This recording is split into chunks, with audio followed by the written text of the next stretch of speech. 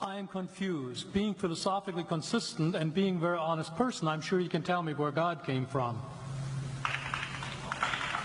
And in addition, once you've told me where God comes from, please try to clarify how you can figure that a spiritual force can have an impact on a material universe to create it.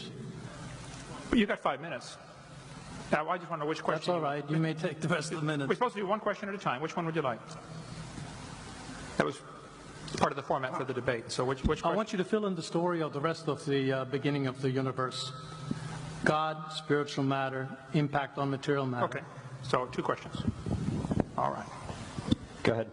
All right, your question, where did God come from, assumes that you're thinking of the wrong, obviously it displays that you're thinking of the wrong God, because the God of the Bible is not affected by time, space, or matter. If he's affected by time, space, or matter, he's not God. Time, space, and matter is what we call a continuum. All of them have to come into existence at the same instant, because if there were matter but no space, where would you put it? If there were matter and space but no time, when would you put it?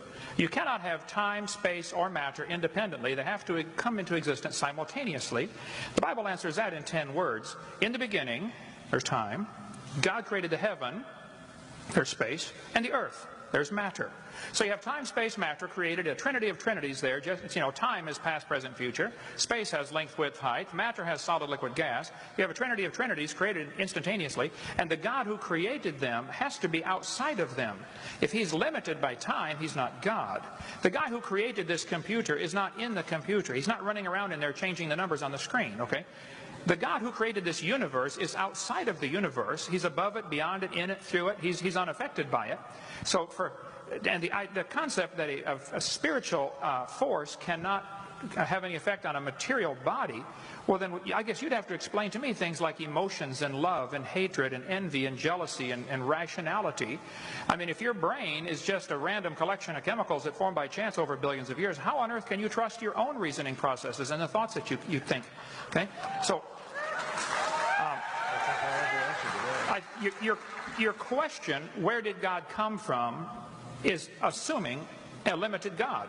And that's your problem. The God that I worship is not limited by time, space, or matter.